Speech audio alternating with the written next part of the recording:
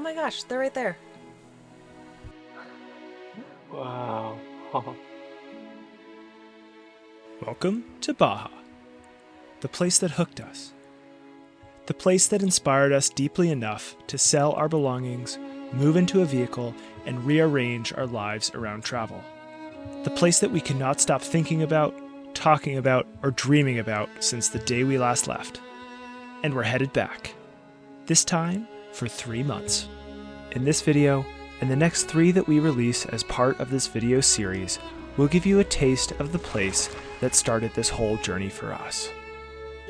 But first, we've got to get there.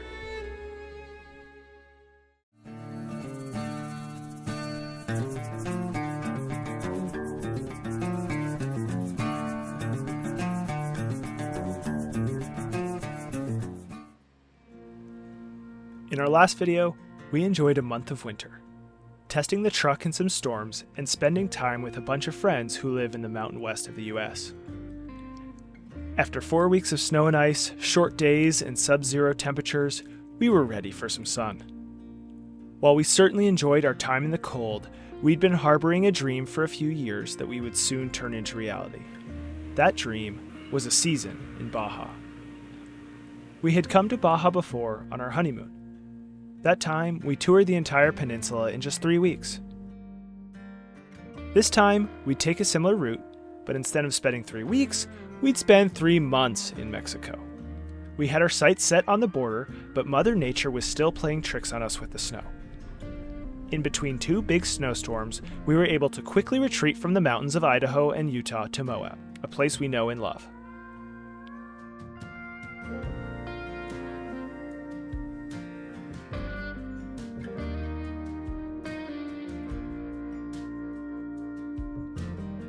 Another powerful storm was pointed straight at New Mexico and Arizona, the states we would need to cross to get into Baja. The beauty of living on the road is you can take your time. Wait out storms instead of plowing through them. And could there be a better place to kill a few days than Moab?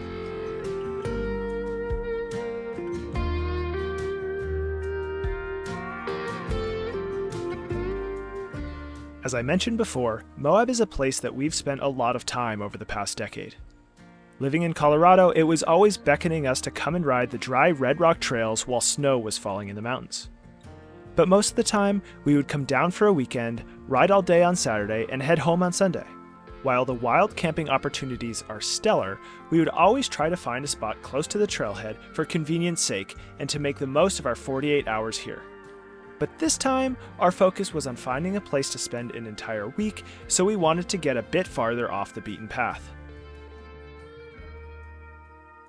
So we fired up Onyx Off-Road and looked at the complex maze of trails through BLM, state, and national forest land. Moab is a mecca for off-road driving and riding, so there are thousands of miles of trails to choose from. It can honestly be pretty daunting to pick out a place to go, especially if you don't have the ability to drive the really gnarly stuff. As we mentioned in a different video, our truck is pretty capable, but its Achilles heel is its height and top-heavy nature. Off-camber trails are not our favorite, and it's easy to get in over your head in Moab, because this is where the best of the best come to wheel. Things that are easy for a Jeep could tip us over. We knew that we wanted to get far out from town to experience some of the solitude that Moab has to offer, but we didn't want to push our truck, aka our house, on something overly technical before we left the country.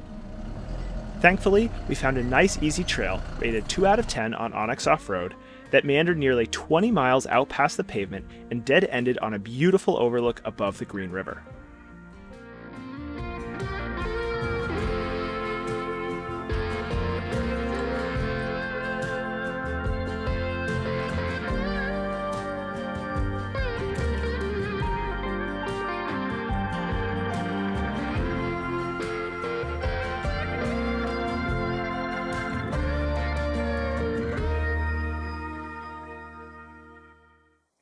If you think that sounded like an ad for Onyx, you'd be correct.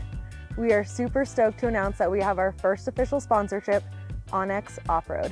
Onyx reached out to us after they saw one of our recent videos when we were in New Mexico and a landowner threatened us after he thought we had been on his private property. We were able to defuse that situation by telling the landowner that we used Onyx maps to plan our routes and make sure that we were not going on any private property during our overlanding trip. We're so excited to be ambassadors for this brand because we've been using Onyx for years to plan all of our outdoor adventures. So if you're planning on getting out there this year, download Onyx Off-Road so you can learn all about the land and the trails that you're on. And if you use our discount code in the description below, not only will you save a few bucks, but you'll also help to fuel our travels as well. All right, back to the adventure. We spent a week in the middle of nowhere. We relished the quiet and solitude, never seeing another human being the entire time.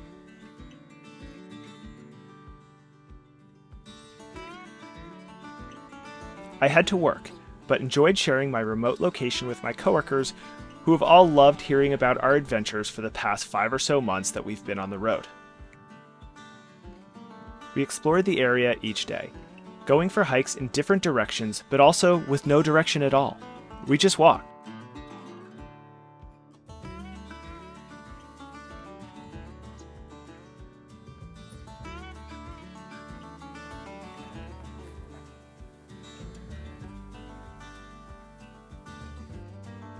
Soon enough, the work week is over, the big storms had passed through New Mexico and Arizona, and we headed out of Moab.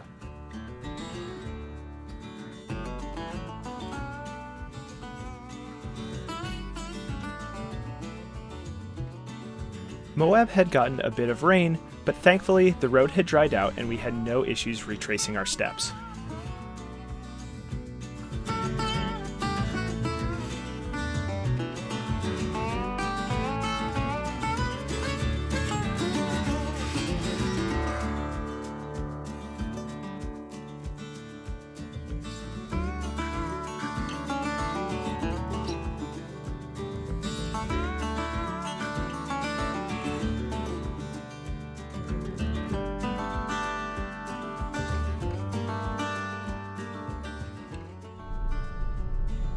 My favorite spot. See you next year, or sooner.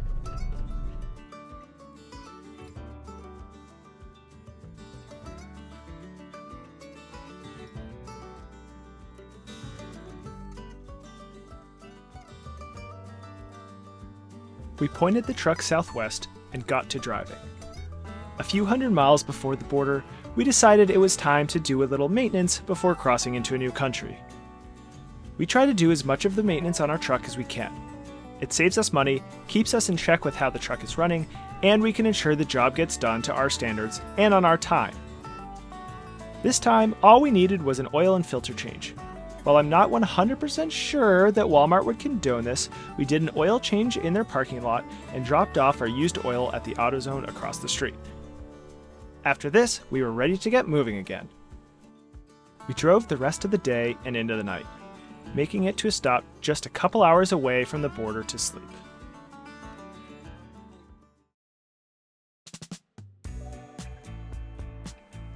We woke up early, partly out of excitement and partly because the earlier in the day you cross the border, the more time you have to navigate the bureaucracy and then find your way to a good camping spot before dark. It had rained overnight. There were some giant puddles that we got to splash through before doing the last couple of hours of driving to the border. We just got to the Jack in the Box. This is the same Jack in the Box we went to a couple years ago when we first came to Baja. We dumped our trash, went to the bathroom, made sure the truck is all in order before we cross over here. It's always a little bit nerve-wracking. We're not doing anything wrong. We don't have anything illegal or anything like that.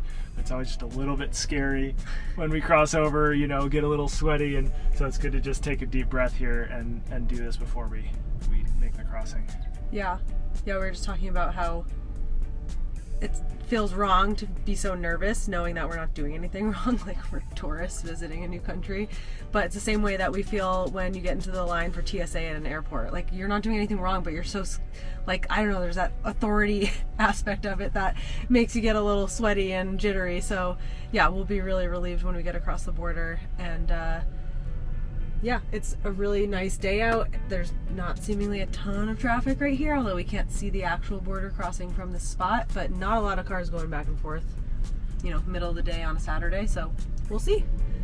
But we have a bathroom and food if we get stuck for a while, so that's the beauty of bringing our house everywhere we go. Full tank of fuel, full tank of water. We've got our Mexican insurance all set and downloaded on the phone. Passports here, cash ready. So hopefully it's an easy crossing. Fingers crossed. Yeah. See you on the other side.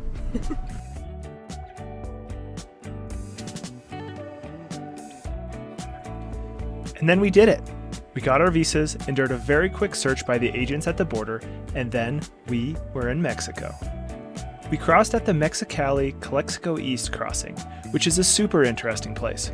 On the US side, there really is nothing going on, just farmland for miles. But on the Mexico side, it's a bustling city.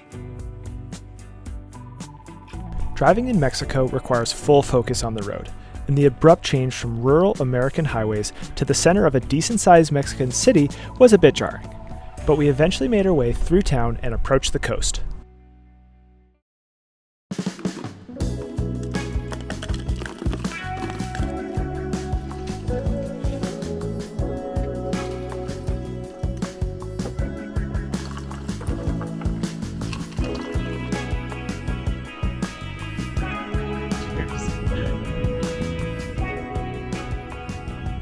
Baja, we're here.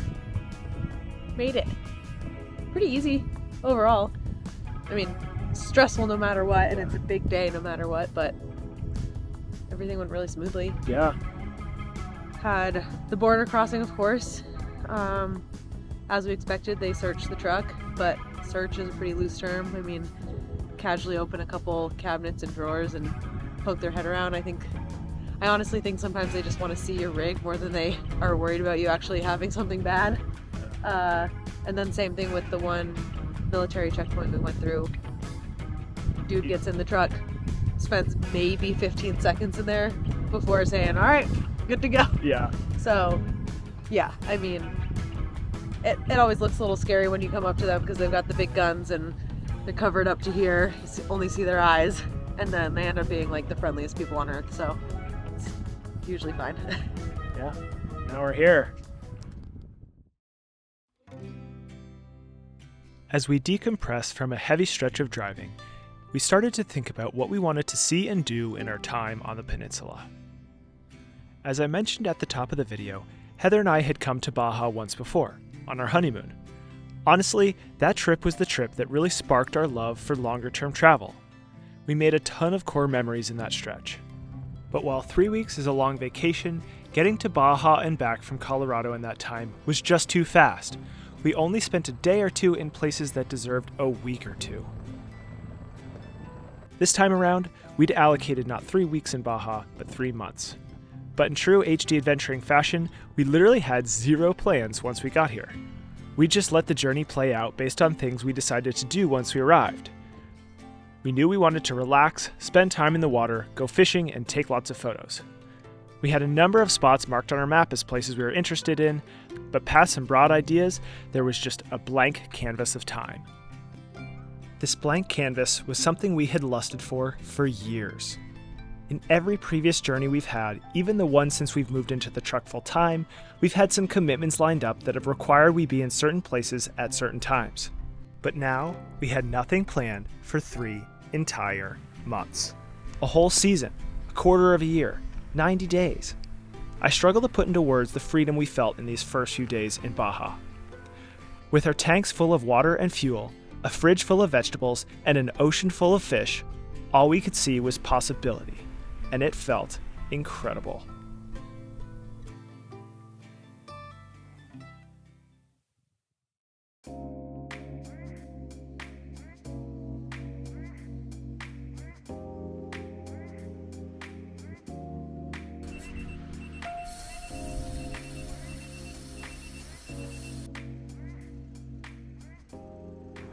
We decided to quickly knock off one of the things we had not yet done in Baja, drive onto a sandy beach. With our rear-wheel drive Sprinter, this just wasn't possible on our previous trip. But although our new truck has 4x4, driving on the sand still poses a risk. And because our truck is so giant, this risk is sizable. When small cars get stuck, a pickup truck can usually pull them out with relative ease. But if our 13,000-pound truck gets bogged in the sand, there aren't a ton of vehicles that will be able to help us. But thankfully, simply airing down our tires provided us with plenty of flotation over the sand, and we had no issues getting onto this magnificent beach.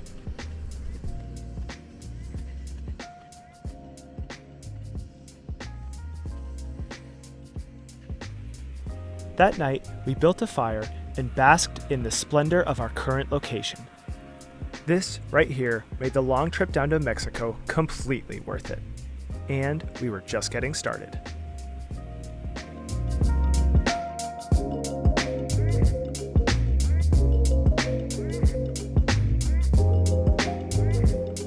The next morning, we decided to move a bit further south. We wanted the warmer temperatures that some of the more southern towns had to offer. So we drove past literally hundreds of beautiful vistas, getting to our next stop just before dark. Notice how I've mentioned several times that we arrived to our spots before dark? In Mexico, a safety tip that most overlanders follow is to avoid driving in the dark. This is mostly to steer clear of hidden hazards in the road, namely cows who like the warmth that the tarmac holds. Speaking of safety tips, now might be a good time to tell you about something we've cooked up, just for you. It's a gift. We created an Overlander's First Time Guide to Baja PDF, and we're giving it away for free. No strings attached. We don't even want your email address because that would require we write a newsletter. You can download it for free from our website, which is also linked in the description. If you like the guide or have something you think we should add, please leave us a comment below. The guide is not comprehensive and we do not claim to be experts, but it brings together a number of tips that we've learned through research and spending time here. As you'll see in this video and the next few that we produce from Baja, we love this place and encourage anyone who is interested to come on down.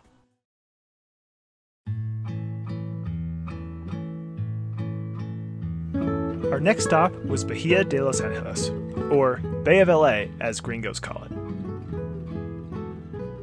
This was the spot that we hadn't stopped at on our first quick trip to Mexico. And based on the recommendation from our friends Lara and Tanner, it was a spot that we could not skip twice. It's an out and back jaunt from the main highway, but the backtracking we need to do on our return was 100% worth it.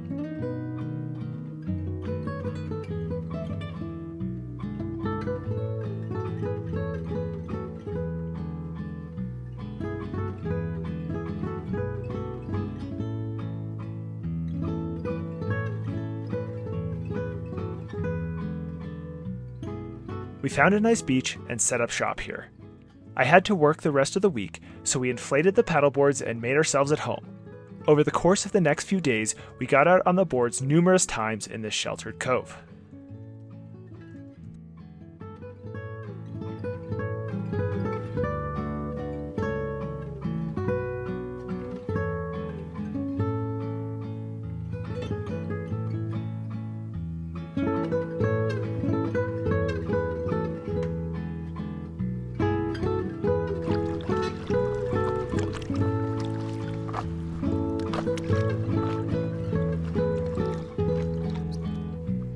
Being February, the water was cold, but so much warmer than it would be in most parts of the States.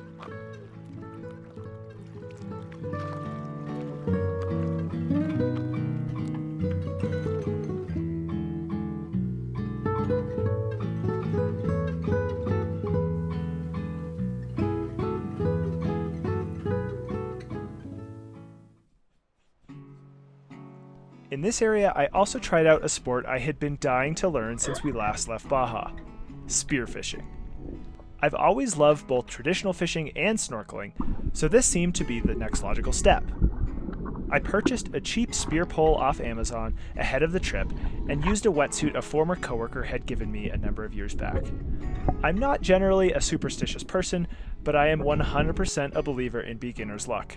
On my first day in the water, I was able to catch 3 Woo! fish. First catch. Dinner. It's a triggerfish. This is a triggerfish. They are very common in Baja and one of the easier fish to catch with a pole spear. They also happen to be renowned for making ceviche, which is one of our favorite Mexican dishes. We are making ceviche with the triggerfish that I killed while spearfishing. So we've got the fish, we put a little bit of lime in there already. There's going to be some more lime. We're going to chop up some of these onions, tomato, avocado, and then we'll eat it with chips. And that is our lunch. And the fish sat overnight in lime juice, so it's already cured.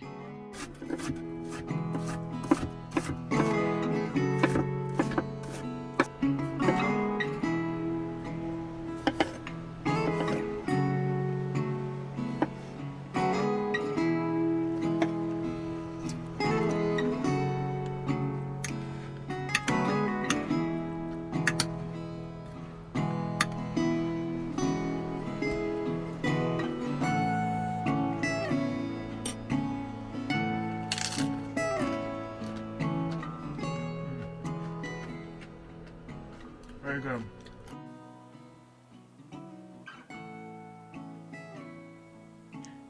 Oh my gosh, they're right there. Wow.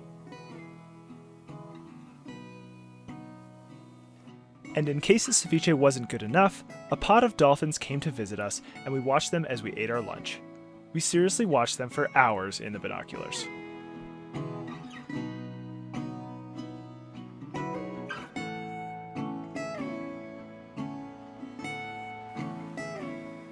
Our time in Bay of LA was coming to a close, and it was time to move southward again.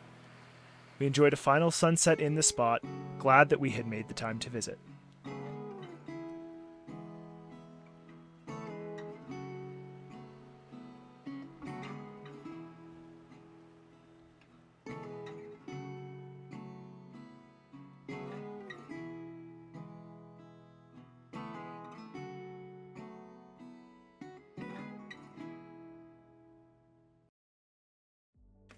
In the morning, we packed up and continued down the peninsula. We had a lot of ground to cover to reach the next spot we decided to check out, and the stretch of highway between Bay of LA and Guerrero Negro is one of the narrower highways we've ever driven. We've heard of a few people whose mirrors were taken out by oncoming trucks on this section of the road. So, we took it slow and made sure to take breaks on occasion. One of these breaks was at a cool spot where a number of different cactus species seem to thrive. We often fall into the trap of thinking of the desert as a barren wasteland. But in spots like this, it's easy to see how incorrect that is. We counted 9 different types of cactus in this area alone.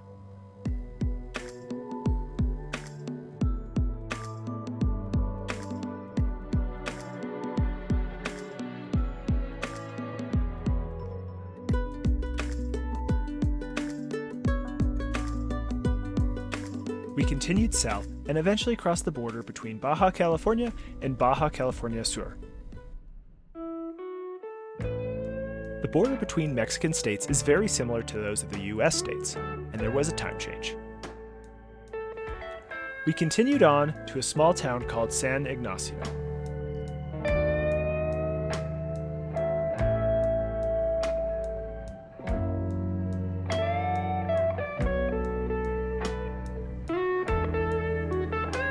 This was another spot we didn't go to on our previous trip. San Ignacio's abundant fresh water led to one of the earlier missions being built here. The water also nourishes the date palm trees, which are common here. Many of the shops sell the dates, which I highly recommend.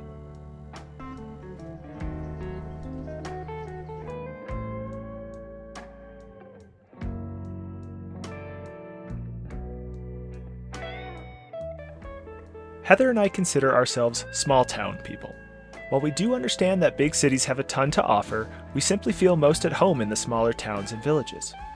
We spent hours walking around the narrow streets, perusing the stores, and petting the local dogs.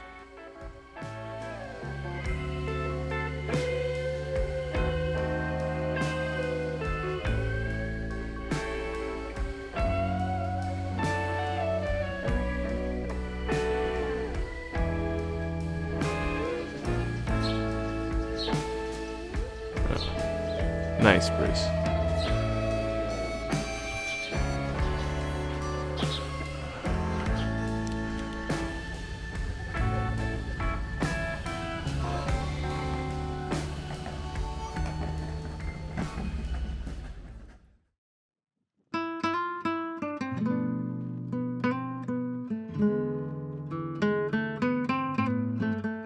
We had now spent over 2 weeks in Baja. Nearly as much time as our entire first trip. It felt both like an eternity and like no time had passed at all. That feeling is one of my favorite, and one that only travel and adventure can provide for me.